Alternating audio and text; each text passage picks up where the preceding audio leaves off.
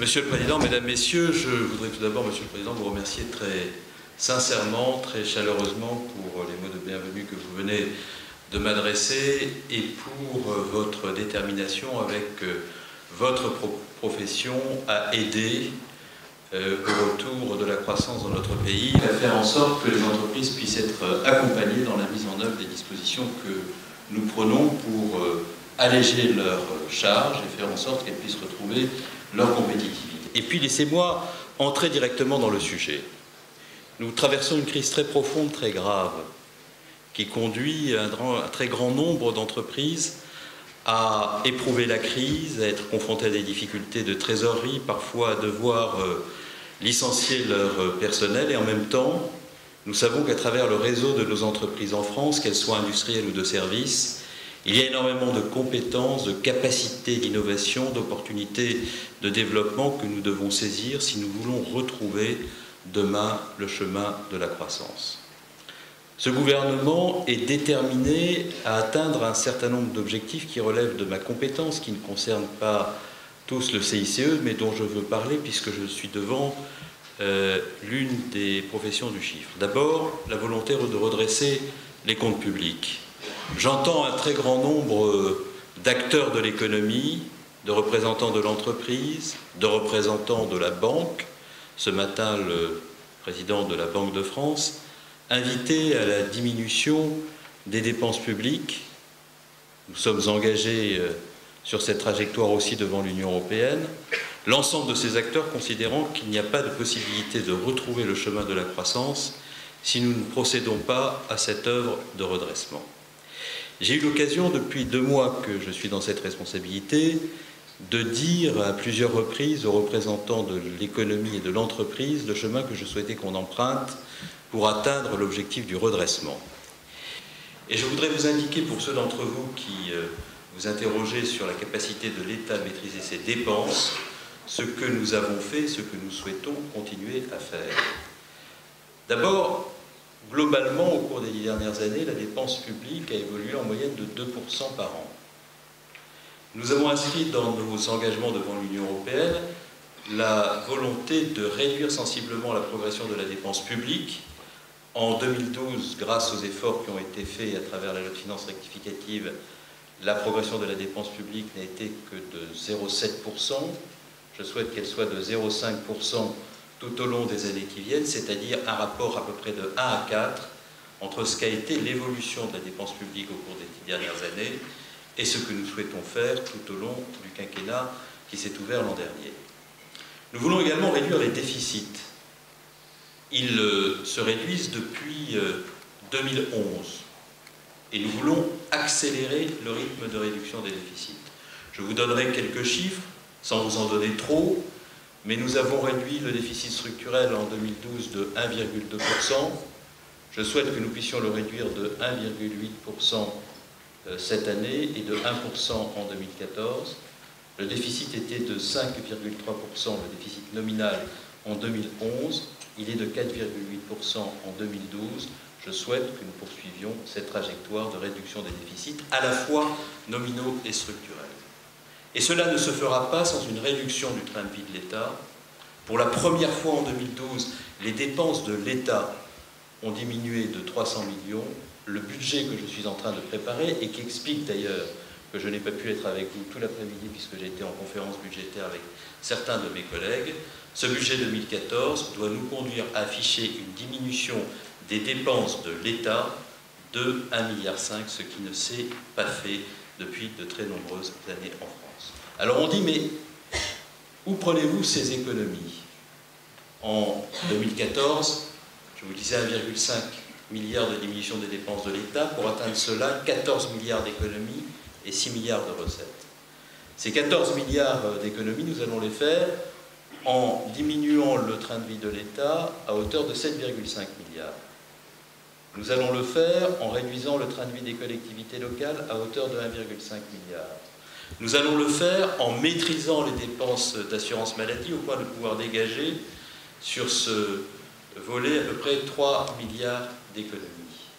Nous allons le faire aussi parce que des économies ont déjà été engendrées par des accords entre les partenaires sociaux au titre des régimes de retraite complémentaires à hauteur de 2 milliards. Nous devons aussi rétablir les comptes de la branche famille dans la justice et nous avons inscrit dans nos perspectives 2014 1 milliard d'euros d'économie. Donc à ceux d'entre vous qui êtes des professionnels du chiffre mais aussi des acteurs dynamiques de l'économie, je veux dire que nous avons conscience de la nécessité du rétablissement des comptes dans la maîtrise de la dépense publique pour ne pas avoir à poursuivre l'augmentation de la pression fiscale sur les entreprises.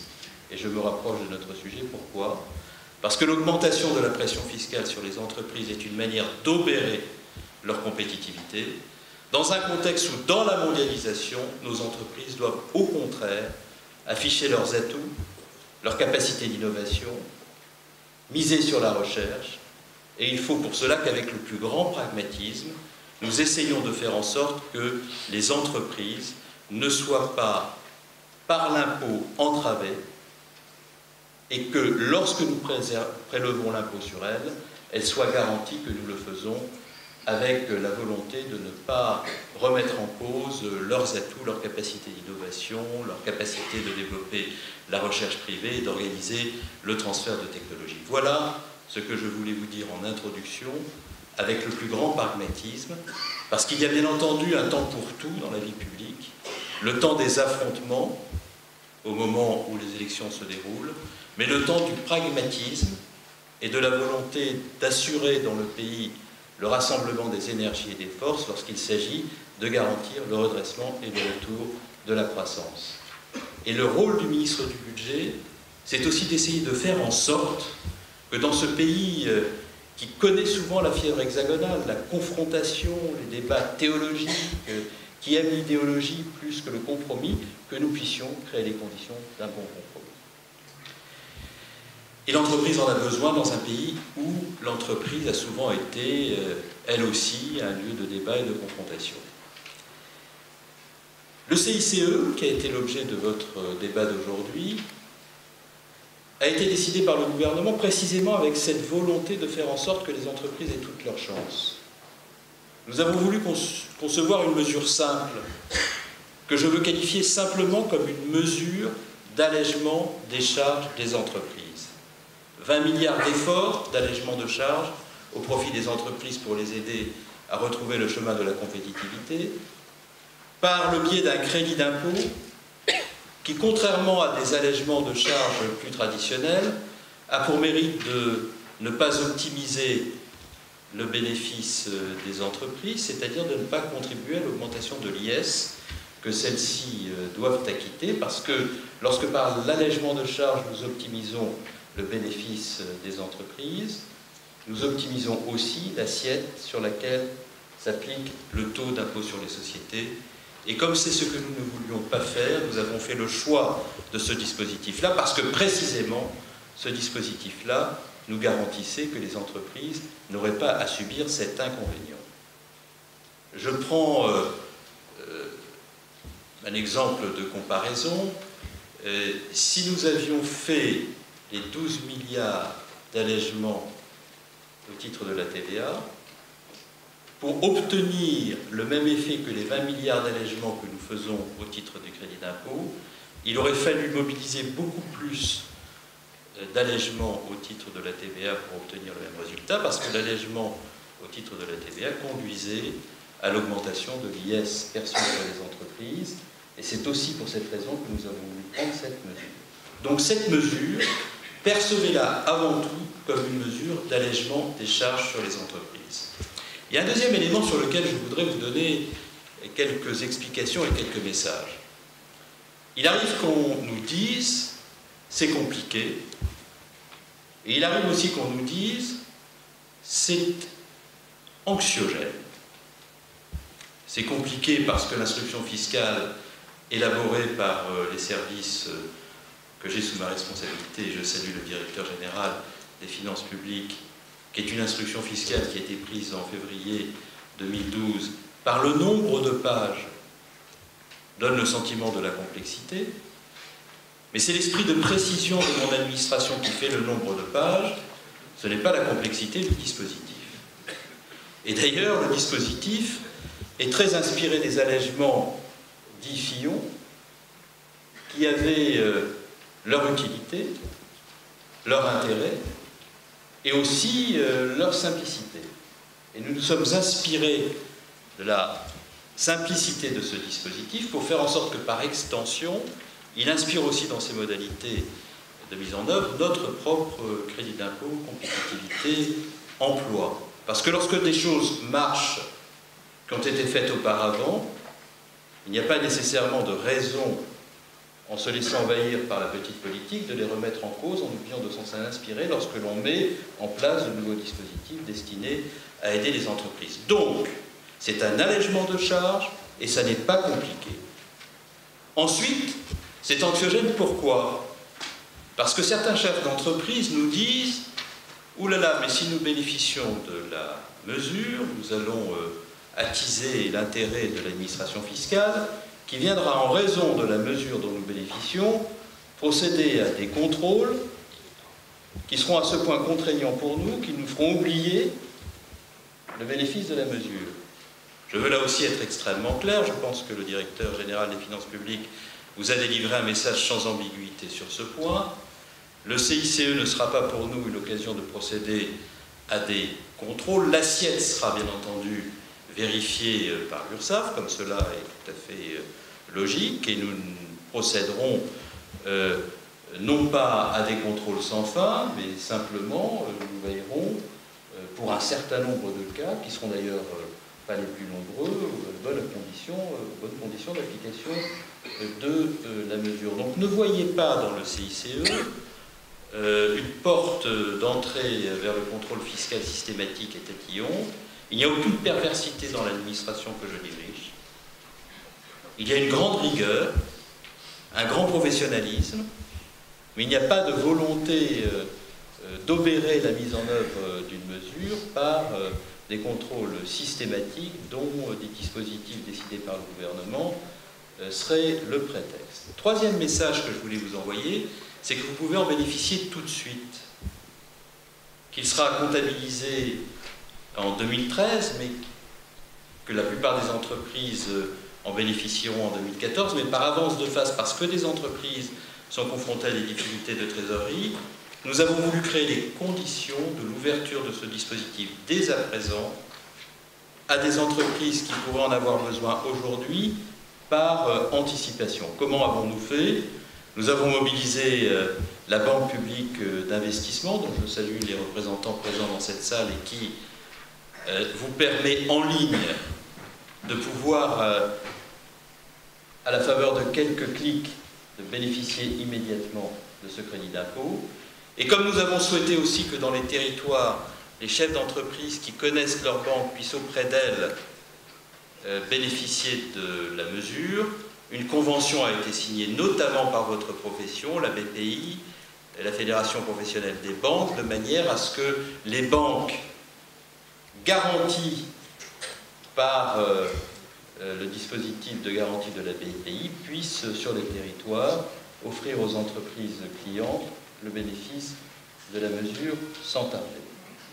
Vous voyez, il s'agit d'un dispositif simple qui, par la mobilisation de la BPI et des banques, a déjà permis de mobiliser 500 millions de crédits d'impôt au bénéfice des entreprises, et jamais une mesure n'est montée en puissance aussi vite que celle-ci au cours des dernières semaines. Mais la mesure reste encore méconnue. Nous avons besoin, comme vous l'avez souligné, Monsieur le Président, sur le territoire, de la faire connaître davantage. Nous avons besoin d'aller au-devant des chefs d'entreprise pour leur expliquer l'intérêt de ce crédit d'impôt compétitivité et l'emploi, et de le faire avec les organismes consulaires, avec les représentants du monde de l'entreprise, qu'il s'agisse de la CGPME, du MEDEF, des grandes fédérations professionnelles.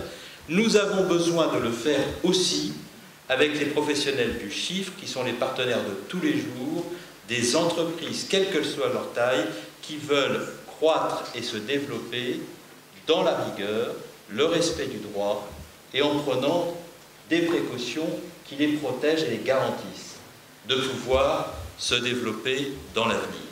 C'est la raison pour laquelle nous avons besoin de vous. C'est la raison pour laquelle je veux vous dire mes chaleureux remerciements pour l'initiative que vous avez prise aujourd'hui et pour l'invitation que vous m'avez adressée. Et c'est la raison pour laquelle également je réponds volontiers à cette idée qui a été formulée par le Président, que nous puissions ensemble, sur les territoires, aller à la rencontre des entreprises, des professionnels du chiffre, des organismes consulaires, des représentants des grandes fédérations professionnelles, pour faire en sorte que ce crédit d'impôt, compétitivité, emploi soit popularisé et qu'il conduise les entreprises à en bénéficier largement pour que celles-ci, conformément aux objectifs de la mesure, puissent investir, innover, se développer, créer les conditions de la modernisation de leur outil productif, embaucher des compétences nouvelles et faire en sorte que dans ce pays qui a tant d'atouts, qui a au sein de ces entreprises tant d'énergie, de la part de ceux qui les dirigent, mais de la part aussi de ceux qui y travaillent, que nous puissions rassembler toutes ces forces pour réussir. Et je voudrais conclure ce propos en vous disant que j'ai bien conscience, comme la plupart des membres du gouvernement, mais aussi comme beaucoup d'entre vous, qu'il y a comme un mal funeste qui ronge ce pays et qui n'a pas de raison d'être, qui s'appelle le pessimisme, qui s'appelle l'angoisse, qui s'appelle le doute, alors que lorsque nous regardons la plupart des pays de l'Union européenne et des économies, nous avons bien des atouts que d'autres n'ont pas, et que d'autres, par-delà nos frontières, nous envient parce qu'ils portent sur nous-mêmes un regard bien différent que celui que nous avons depuis quelques années appris à porter sur nos propres parcours, nos propres initiatives et nos propres destins.